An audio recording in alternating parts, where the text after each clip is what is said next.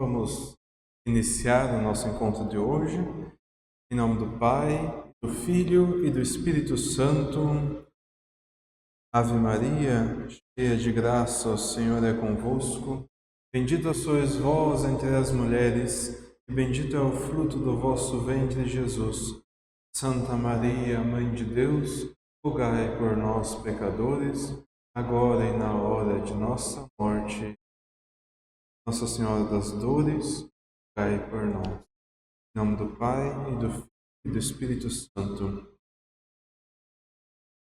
Hoje nós vamos começar a falar sobre uma introdução do Novo Testamento.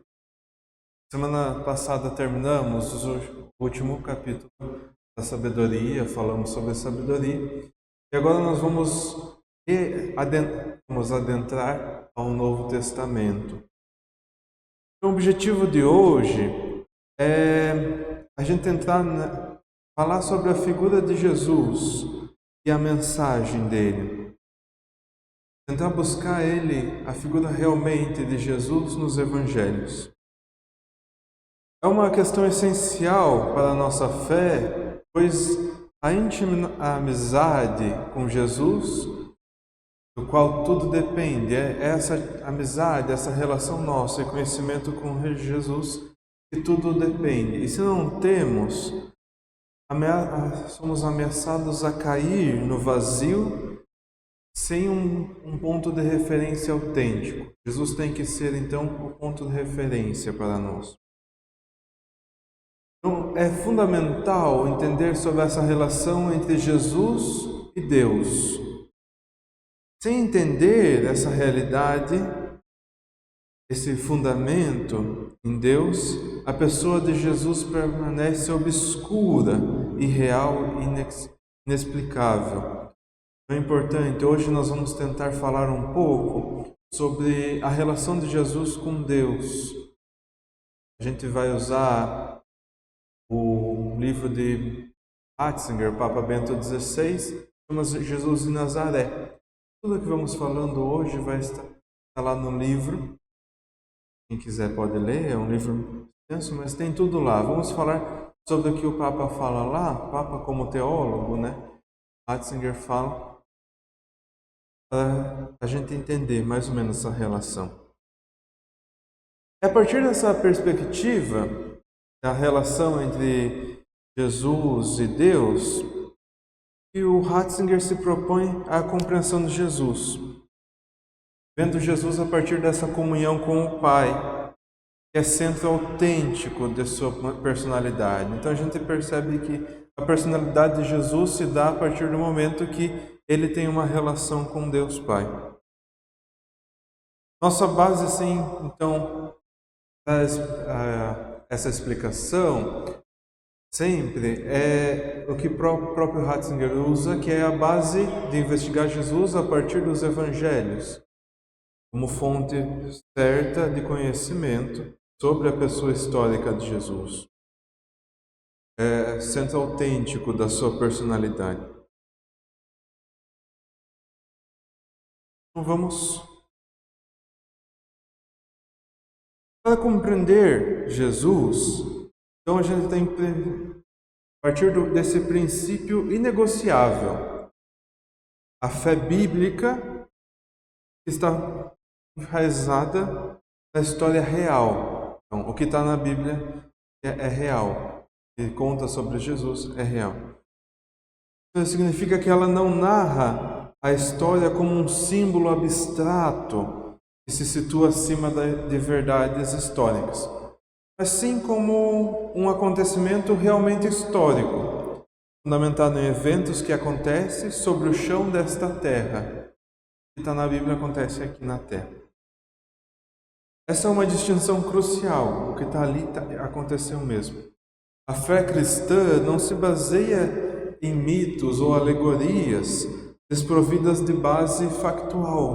Não está fora daqui. Mas a crença de que Deus interveio concretamente na temporalidade humana. A gente sabe, na própria liturgia, a gente professa isso de uma forma bem contundente. coloquei ali até em latim, et incarnatus est, e se encarnou. A gente fala sempre na liturgia. Essa não é uma mera frase teológica, ela é a base constitutiva da nossa fé, afirmando a efetiva entrada de Deus na história real. Então Deus entrou de verdade aqui na Terra, na nossa história. Então Ratzinger afirma que se tirarmos essa dimensão histórica, pusermos fora essa história, a fé cristã será como tal abolida e transformada em outra forma de religião, outra forma. A gente deixar de acreditar que Jesus se encarnou de verdade. Não se trata de algo simbólico que se possa trocar, mas de um fundamento bem sólido. Portanto, a verdade do cristianismo depende intrinsecamente da realidade dos acontecimentos da vida, da morte e da ressurreição de Jesus. O que nós acreditamos tem que estar aqui, a verdade histórica de Jesus, o que aconteceu na Terra. Jesus não é um mito, ele é homem em carne e osso, real na história. Sua vida, morte e ressurreição são fatos que podem ser seguidos e atestados por testemunhas.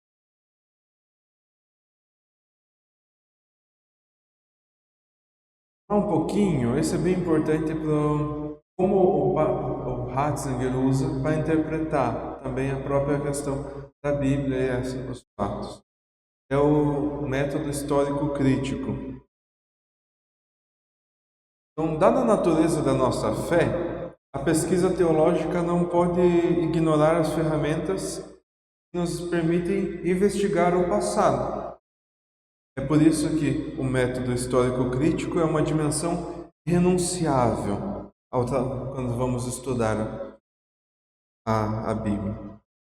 Isso não é um capricho, mas uma exigência para a gente ter a essência íntima da teologia e da fé. Então, é essencial para a fé bíblica que ele se refira a um acontecimento realmente histórico.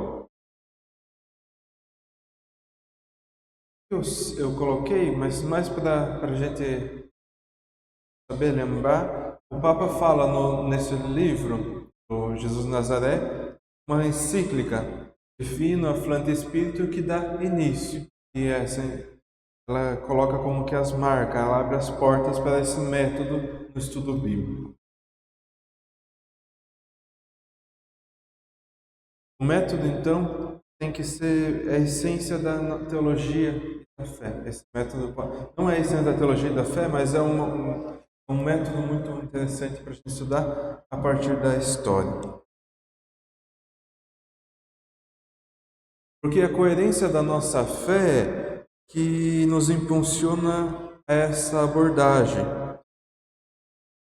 A gente professa que Deus entrou de verdade na nossa história, na história real, então a própria fé exige que se exponha ao método histórico. Esse método é fundamental, então, para conhecer e compreender. É um método de avaliar e revisar a história. Mas, claro, existem limites para ele. Apesar de ele ser muito importante, como qualquer ferramenta, ele possui limites. E a gente precisa reconhecer esses limites para a gente não cair também em uma interpretação da Bíblia, a partir do método histórico crítico, uma interpretação reducionista da Sagrada Escritura. Em primeiro lugar, o método histórico crítico é uma das dimensões fundamentais da explicação, mas não esgota a tarefa da explicação para aqueles que veem os escritos bíblicos, a única Sagrada Escritura, que acredita ter sido ela inspirada por Deus. A principal força, então, reside em procurar o contexto histórico, passado do qual os textos surgiram, buscando conhecer e compreender o passado tal como foi em si mesmo. No entanto, o limite aqui é que, ao se manter fiel a si próprio, ele deve deixar a palavra tal como ela está no passado, não podendo fazer com ela se torne atual. Um dos problemas, dos limites do método é parar a história onde ela estava e não trazê-la como atual.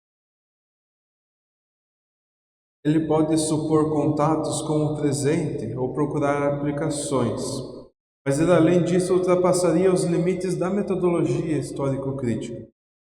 Em outras palavras, ele se concentra na palavra humana como humana, embora possa pressentir uma mais-valia que esconde na palavra.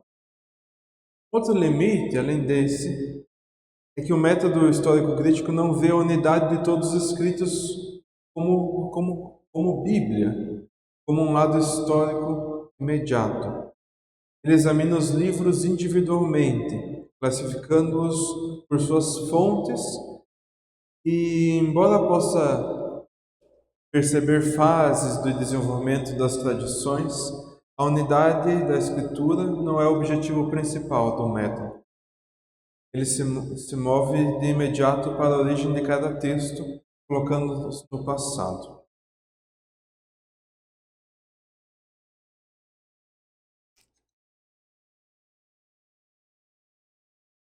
Diante desses limites do método histórico-crítico, desenvolveu-se uma abordagem complementar e que é essencial para nós, para compreendermos a Bíblia, que podemos chamar de exegese canônica. Esse projeto que surgiu há cerca de 30 anos na América, o Papa fala, tem como intenção principal ler os textos individuais no conjunto da única Escritura, onde todos os textos particulares acendem uma nova luz. Além de considerar o conteúdo e a unidade da Escritura, o concílio fala que deveria tornar-se também em consideração a tradição viva de toda a Igreja e a analogia da fé, as íntimas correspondências da fé. A tradição viva da Igreja é o contexto em que a Escritura foi formada, foi continuamente interpretada, essa é a tradição viva. E a analogia da fé refere-se à coerência interna das verdades da fé, de modo que uma parte da Escritura seja compreendida à luz do corpo da fé, um todo.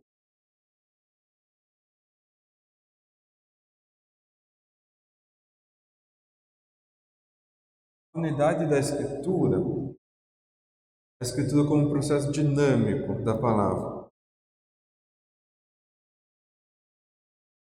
Então, não é algo, essa unidade da Escritura não é algo que simplesmente se impõe a um conjunto de escritos que à primeira vista poderiam parecer heterogêneos. Pelo contrário, ela é antes de tudo um dado teológico. A exegese moderna demonstrou que essa unidade surge por meio de um processo dinâmico. A Escritura é o resultado de uma sedimentação contínua ocorrida por meio de novas releituras. Isso significa que textos antigos são uma nova situação, novamente acolhidos, compreendidos e relidos.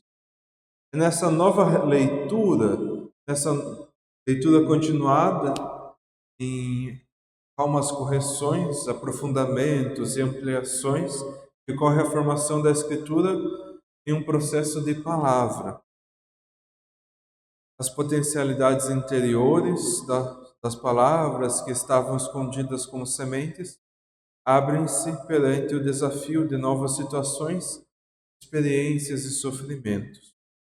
Esse processo, embora não linear, não linearmente, não segue algo certo, assim, como já previsto. Ele é um processo progressivo. Ele revela uma direção no todo, mostrando que o Antigo Testamento e o Novo Testamento pertencem um ao outro, não pode dividir. Então, quando a exegese canônica vai ler os textos particulares da Bíblia, lê na totalidade, desenvolve organicamente o método histórico. Essa compreensão de Escritura como um processo vivo é vital para a fé. Significa que a palavra de Deus não é estática, mas se desdobra ao longo da história. A Escritura carrega em si uma potência que vai sempre desenvolvendo. Ela tem um conhecimento que se adapta às realidades. Ela não adapta, mas ela se atualiza. Ela está presente na realidade.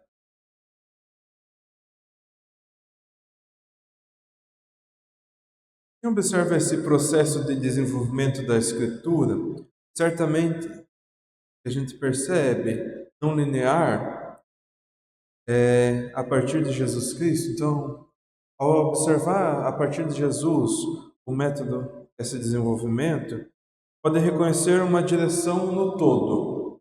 Nós pegarmos, olharmos desenvolvimento no todo, se a gente tem como base Jesus, consegue entender.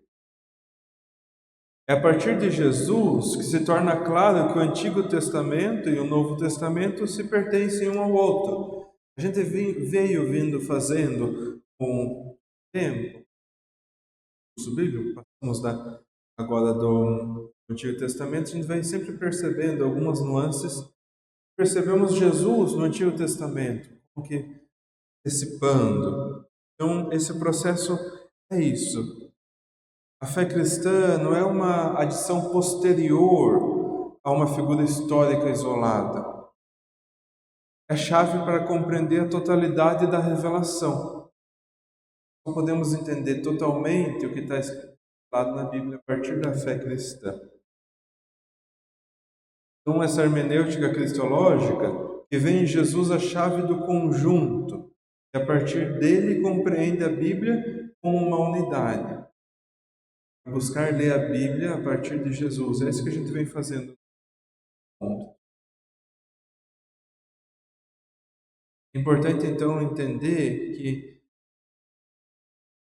essa decisão da fé traz em si a razão, permite ver a íntima unidade da Escritura e assim compreender cada uma das peças do caminho sem lhe retirar a sua originalidade histórica. Em outras palavras, a figura de Jesus não invalida a história anterior da salvação, mas ilumina essa história que vinha antes dele totalmente. Ele é o verdadeiro protagonista das palavras ainda à espera do Antigo Testamento, como o cântico do servo de Yahvé, em Isaías 53. Só nele recebem seu significado pleno. Então, esses que a gente veio vendo, veio citando. Só a partir dessa leitura cristocêntrica, teológica, a gente consegue perceber o cumprimento da Escritura. Ao longo do Novo Testamento, essa perspectiva é enfatizada. Jesus é a realização e o fundamento de tudo o que a Escritura esperava. Então, compreender Jesus, compreender a totalidade da Bíblia, e compreender a totalidade da Bíblia é compreender Jesus.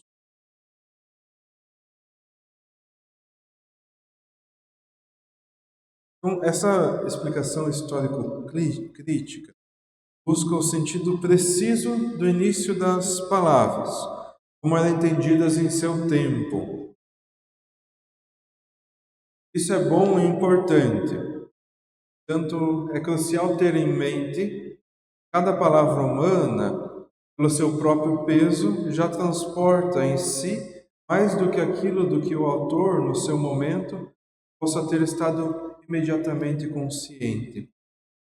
Essa mais-valia interior da palavra transcende o seu momento temporal, só alcança a sua validade a partir das palavras que foram amadurecidas no processo da história da fé. Isso ocorre porque o autor bíblico não fala simplesmente a partir de si mesmo, nem para si mesmo. Ele fala a partir de uma história comum que a transporta e na qual, ao mesmo tempo, já estão presentes as possibilidades de um futuro e seu caminho mais vasto. Nesse momento que podemos, assim dizer, pressentir mesmo historicamente o que significa a inspiração. A inspiração divina não anula a autoria humana, mas eleva a autoria humana. Ela significa que o autor fala não como um sujeito privado, ou seja, ele não é uma pessoa fechada em si, mas é um sujeito no interior de uma comunidade viva, portanto, num movimento vivo histórico, no qual está em ação uma força que é maior que ele, uma força maior que conduz ele.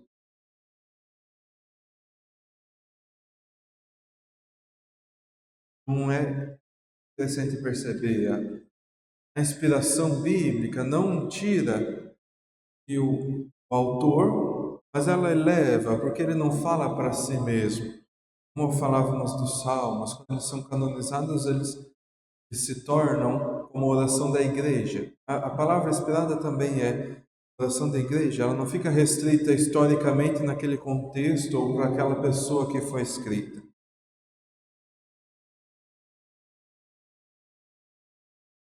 Então, a Bíblia cresceu no e a partir do sujeito vivo, que é o povo de Deus. Ela não é simplesmente literatura, é do povo peregrino. Essa palavra vive no povo. Podemos dizer que, então, que os livros têm três sujeitos que atuam três sujeitos nos livros da Escritura, uns com os outros. O primeiro sujeito é o autor individual ou grupo de autores. É o primeiro, ele que surgiu. Segundo, esses autores não são escritores autônomos no sentido moderno, mas pertencem ao sujeito comum do povo de Deus, a partir do qual e para o qual falam. É assim o autêntico, mais profundo autor das Escrituras. E por último, este povo não subsiste em si mesmo, mas sabe-se com. O povo tem a consciência, a gente já falou, mas o povo tem a consciência de que é conduzido, interpelado por Deus. No mais profundo dele fala, desse povo. No mais profundo do povo, Deus fala. Por meio de homens e de sua humanidade. Deus fala ali. Mas o terceiro sujeito. A relação com o sujeito, o povo de Deus, é vital para a Escritura. De um lado, a Escritura é medida, tem em Deus a sua origem e a força que dirige o povo. Por outro lado, a Escritura vive e se torna viva somente neste povo. A Escritura se supera e assim, em última instância, a partir da palavra encarnada, se torna precisamente povo de Deus. A igreja, que é povo de Deus, é o sujeito vivo da Escritura. Nela, as palavras bíblicas estão sempre presentes. Esse conceito é fundamental para entender como a memória de um discípulo amado, que formou a base do Evangelho de São João, não é um recordar privado, mas um recordar em e com nós da igreja, purificado e aprofundado na memória da igreja. É por isso que o Evangelho de João, embora transmitindo as palavras de Jesus, não é uma redução cenografada, ao que simplesmente o que ele parte dele, mas nos conduz a uma profundidade dos eventos que têm sua origem em Deus e nos levam para Deus, para louvar a Deus, por causa da experiência como povo e para o povo.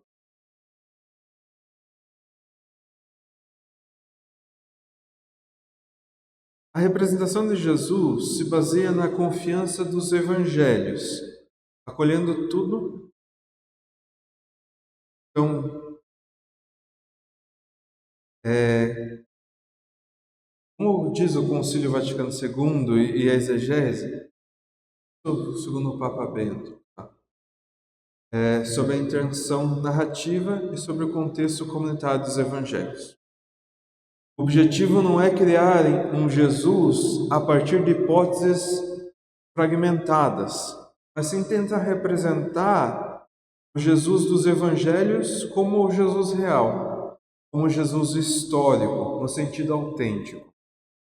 O autor do livro expressa sua convicção de que essa figura, o Jesus dos evangelhos, é mais lógica e historicamente mais compreensível do que as reconstruções com que a gente foi confrontado nas últimas décadas.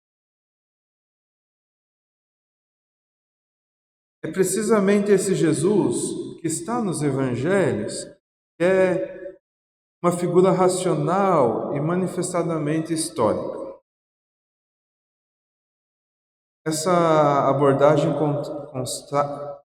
contrasta certas correntes de exegese, por vezes reduzindo Jesus a um mero mestre de sabedoria ou um apóstolo do progresso, distorce a figura real de Jesus.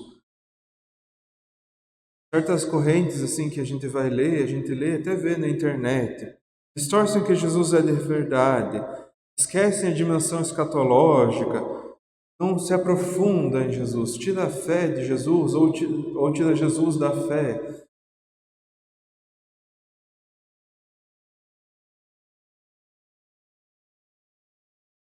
Então, nós precisamos sempre buscar esse método que a gente fala, é buscar que o Jesus de verdade e entender ele em sua essência, o que ele é nos evangelhos, com tudo o que ele é. A figura de Jesus, Nazaré, é muito importante. Para a gente compreender, um ponto de partida fundamental é a promessa contida no livro do Deuteronômio. Diferente da esperança messiânica encontrada em outros livros do Antigo Testamento, que por vezes se concentra em um rei de Israel ou um novo Davi, o Deuteronômio apresenta uma promessa de um novo Moisés. Tem ali, quem quiser depois pode pesquisar, 18:15. O Senhor teu Deus suscitará em teu favor um profeta saído das tuas fileiras. É a ele que escutarás. Essa categoria de profeta em Israel distinguia-se radicalmente do mundo das religiões que eram vizinhas. A gente falou sobre as religiões vizinhas. Buscavam adivinhos para prever o futuro. A história de Saul, que busca uma vidente quando Deus se cala, ilustra a dificuldade em manter essa renúncia. O profeta, no sentido autêntico de Israel, não está ali para comunicar eventos futuros por curiosidades ou seguranças humanas. Pelo contrário, esse profeta não é um adivinho, mas o profeta nos mostra o rosto de Deus e assim nos mostra o caminho que devemos seguir. Tudo que sua pregação, o êxodo, consiste em buscar e encontrar o caminho para Deus em todos os percursos da história. E essa profecia ali está em estrita correspondência com a fé de Israel, Deus único e na transposição para a vida concreta em uma comunidade orientada para Deus. A promessa do novo Moisés adquire uma profundidade ainda maior quando consideramos os limites impostos ao próprio Moisés na sua relação com Deus. Embora Moisés tenha tido uma imediatez com Deus, que o tornou grande mediador na relação com a aliança, sabíamos, ele podia falar com Deus como um amigo. mas ele não podia contemplar o rosto de Deus. O livro do Êxodo mostra a resposta de Deus ao pedido para ver sua glória.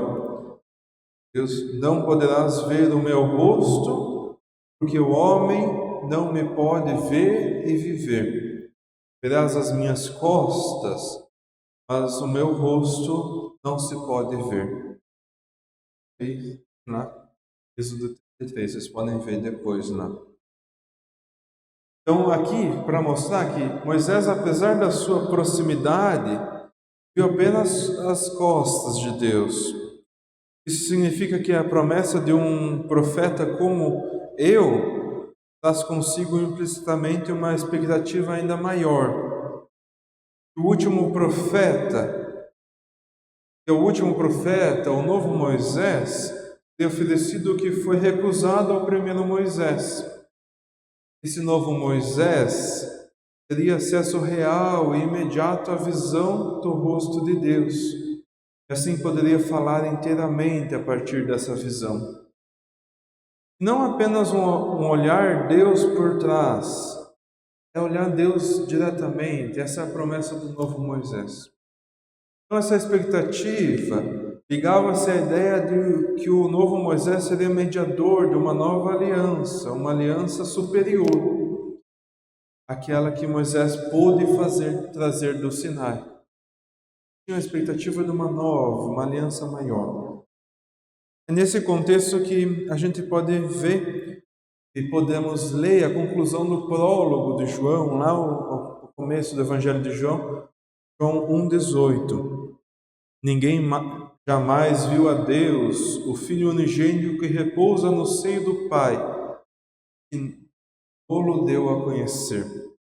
Em Jesus essa promessa se cumpre plenamente. Ele vive diante do rosto de Deus, não apenas como amigo, mas como filho. Ele vive na mais íntima unidade com o Pai. Essa unidade de ser entre Deus e o homem expressa no título Filho. É a novidade que atravessa todo o Novo Testamento. Então, assim, Jesus não é apenas um profeta, mas é a própria revelação de Deus.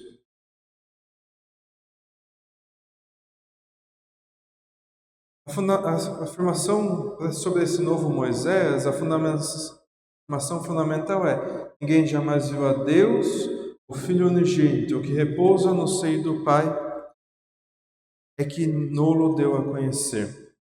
Essa passagem é chave para compreender a figura de Jesus no Novo Testamento. É o prólogo de João ali.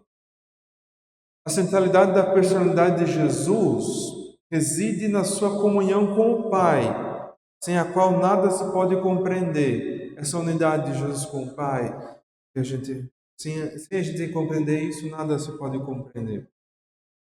Jesus não é apenas um mediador, mas a própria revelação de Deus.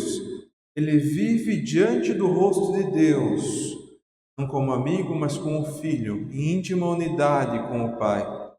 Essa unidade é a fonte de toda a sua existência, de suas palavras, de suas ações, de seus sofrimentos.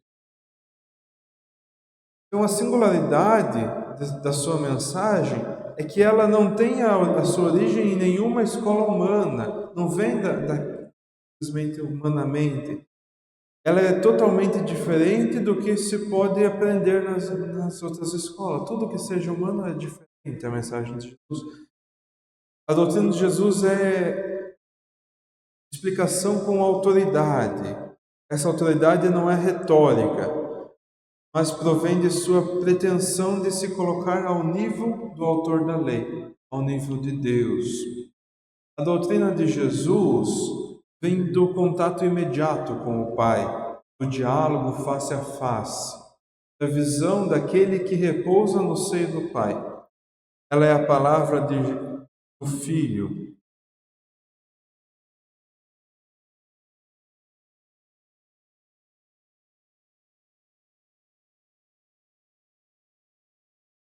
A íntima unidade de Jesus com o Pai, da qual estamos falando, manifesta de forma mais visível em sua vida de oração.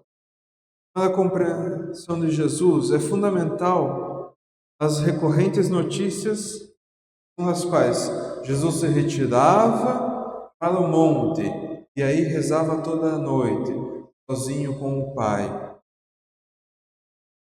São Lucas, no Evangelho, dirige um olhar atento à oração de Jesus, representando sempre como orante em conversa com o Pai. Nos diz que Jesus, um exemplo, recebeu o batismo enquanto orava. Da mesma forma, a confissão de Pedro e a transfiguração são acontecimentos que surgem da oração de Jesus. Essas curtas notícias abrem um pouco o véu do mistério, permitindo-nos lançar um olhar para o interior da existência filial de Jesus, para a fonte da ação de Jesus, da doutrina, do seu sofrimento. A oração não é a oração que Jesus faz não é uma oração comum. Ela é a conversa do Filho com o Pai, para o qual a introduzida consciência e a vontade. A alma humana de Jesus, de tal modo que a oração humana pode tornar-se participação da comunhão do Filho com o Pai. A oração de Jesus é a verdadeira origem da expressão o Filho. Ela não se fala sobre ela antes, porque o Filho é em si novo. No entanto, Moisés e os profetas confluem e ficam todos para ele. Essa dimensão cristológica está presente em todo o discurso de nação de Jesus. O encontro com a oração de Jesus, mesmo em sua solidão, desperta nos discípulos o desejo de aprender a rezar com ele. Então, como os discípulos percebem Jesus rezando e percebem toda essa confluência na oração, desperta então um desejo nos discípulos. Então, introduz os discípulos a querer a intimidade com o Pai. Cristo tinha intimidade com Deus, os discípulos como que se introduzem percebendo isso.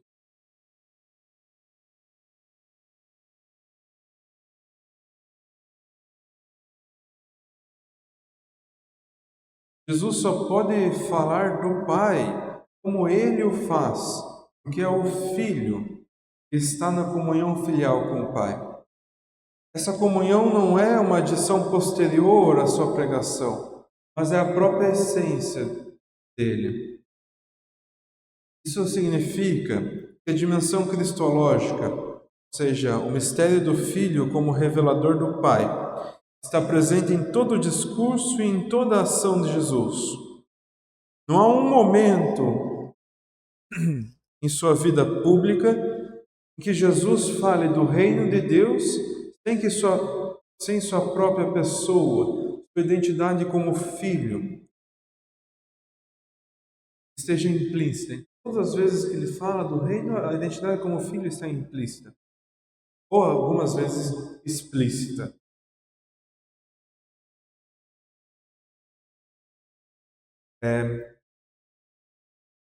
Ratzinger cita, eu coloquei aqui, Orígenes, é um dos padres da igreja, ele caracteriza Jesus como autobasileia, isso é, o reino de Deus em pessoa.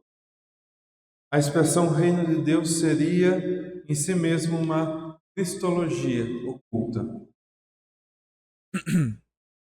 O próprio Jesus afirma essa identidade dele. Quem me vê, vê o Pai. Essa visão não é apenas um privilégio dos discípulos, mas uma verdade que ele revela sobre si mesmo. É a partir dessa comunhão filial com o Pai que a alma humana de Jesus é envolvida no ato da oração. Isso é o que autenticamente redentor. A superação dos limites da humanidade, que já está posta desde a criação por meio da imagem de Deus, com a esperança e a possibilidade do homem. Então, quando Jesus fala, quando ele age, quando ele sofre, tudo isso está ancorado, fixado na relação dele com o Pai.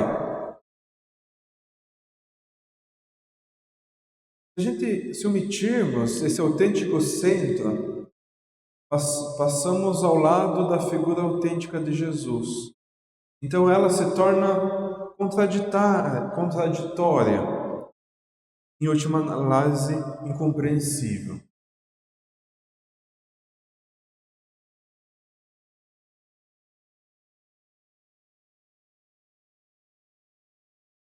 O mistério de Jesus começa com o seu batismo no Rio Jordão por João Batista.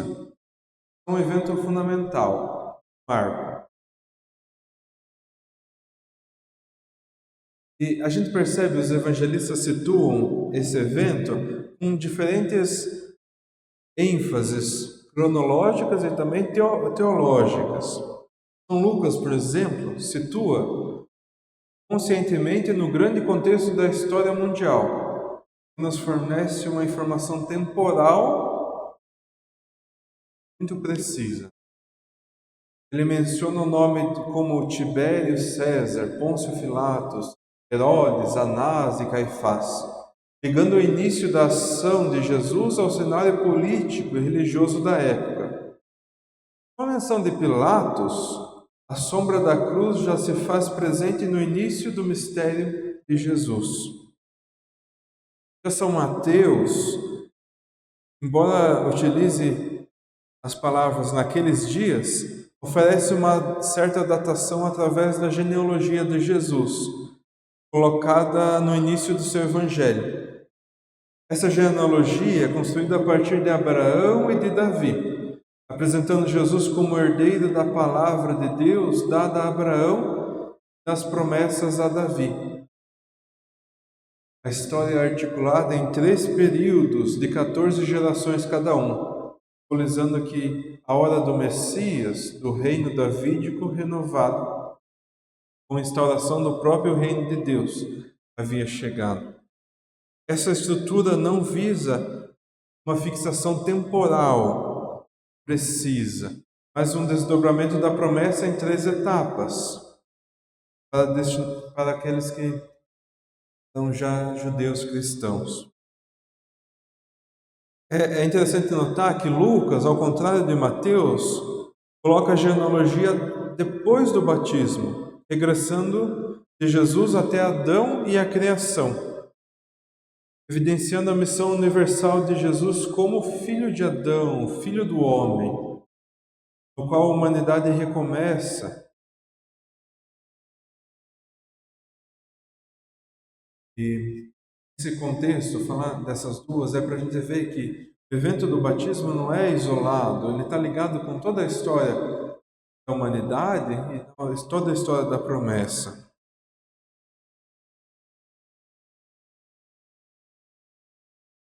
Então, o batismo de Jesus, embora seja o início formal do ministério, é um ato que reflete assim, bastante significado para a gente.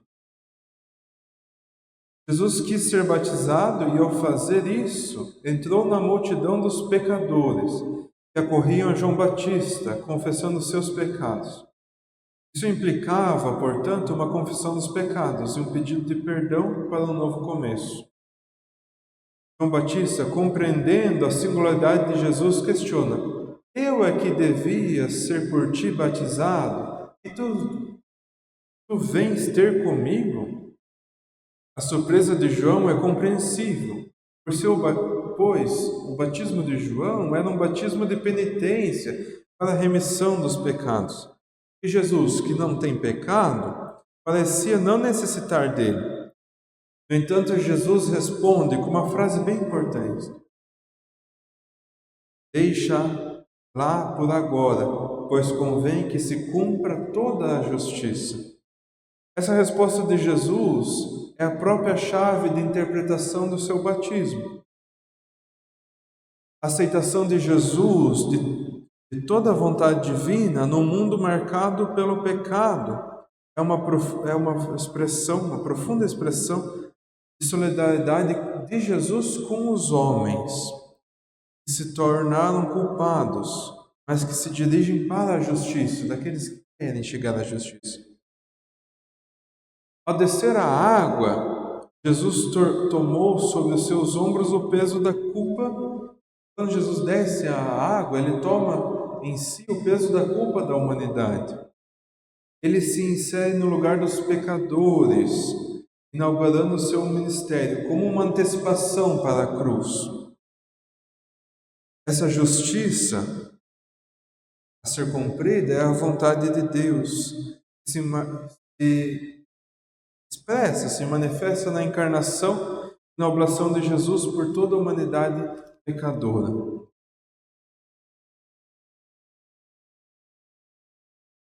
Ao descer então para a água, ele toma pecados, levou a humanidade pelo Jordão abaixo. Essa culpa do pecado pelo Jordão. Isso significa que ele inaugura o seu ministério inserindo-se no lugar dos pecadores, antecipando a cruz. Essa ação de Jesus, então, no Jordão, já prefigura a oblação suprema, essa oblação, essa entrega. A gente já falou isso. Antecipa, prefigura essa entrega. O batismo é a aceitação da morte pelos pecados da humanidade. É por isso que, na própria linguagem de Jesus, a palavra batismo aparece como designação da sua morte. Lá em Marcos 10:38. Percebe? Somente a partir da cruz e da ressurreição é que todo o sentido desse processo se tornou reconhecível para a cristandade. Um elemento crucial que conecta o batismo à ressurreição é a manifestação divina que acompanha o ato. A voz do Pai que se faz ouvir: "Esse é o meu Filho bem-amado, em quem ponho a minha complacência", é já ali um chamado de atenção para a ressurreição. Essa voz de Deus, que também será ouvida na transfiguração, como que ratifica, assina e contesta a filiação divina de Jesus e aponta para a glória que aguarda depois do sofrimento.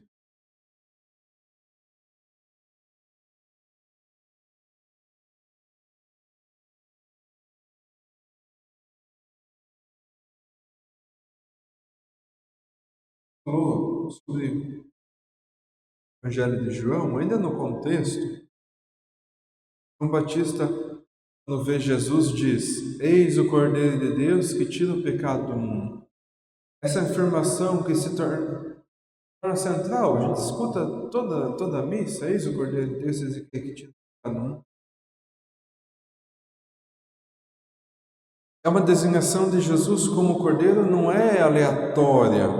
Ela remete diretamente ao cântico do servo sofredor. Compara o servo a um cordeiro levado ao matadouro, que não abre a boca. Esse servo que assume as iniquidades de muitos é uma figura profética daquele que viria para redimir a humanidade através de seu sofrimento e morte. Além disso, a imagem do cordeiro também evoca o cordeiro pascal da tradição judaica. A Páscoa, a festa que celebra a libertação de Israel da escravidão no Egito, através do sangue do cordeiro, contra o cumprimento em Jesus. Ele é o verdadeiro cordeiro pascal. Em sua crucificação na Páscoa, realiza plenamente a libertação do domínio mortal. Essa peregrinação para a liberdade. O sangue de Jesus derramado na cruz é o sangue da nova e eterna aliança, que tira o pecado do mundo, inaugura uma nova forma de culto e expiação. essa designação de Cordeiro de Deus, já no início do mistério de Jesus, no batismo, revela a unidade interior de seu caminho, desde os primeiros momentos de sua vida até a cruz e a ressurreição. Ele não é um homem genial com meras comoções ou sucessos, mas o Filho muito amado, que se torna mais interior que nós mesmos. A teologia da encarnação, a teologia da cruz, supõe-se assim inseparáveis da missão de Jesus, a encarnação e aves.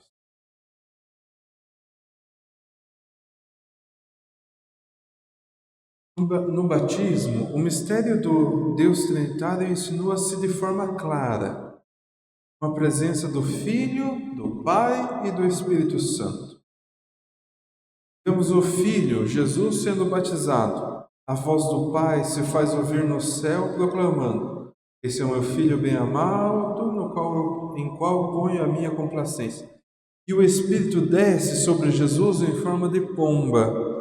Essa tripla manifestação é uma epifania, uma teofania que revela a comunhão das pessoas divinas no ato salvífico. Quando vai acontecer, ela está unida.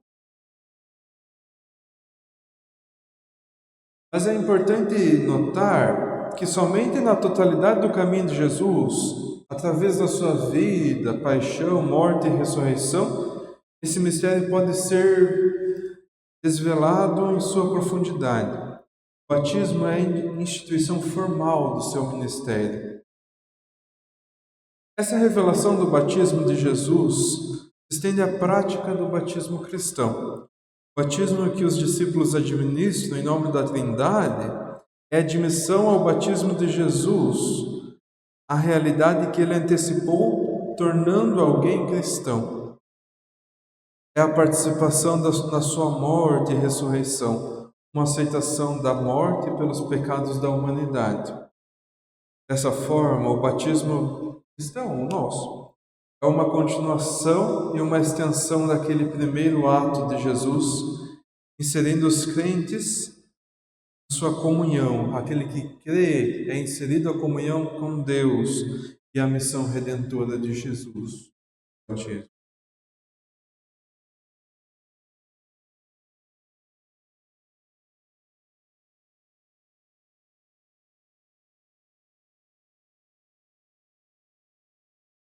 Não tem mais, mas é que daí começa a ter.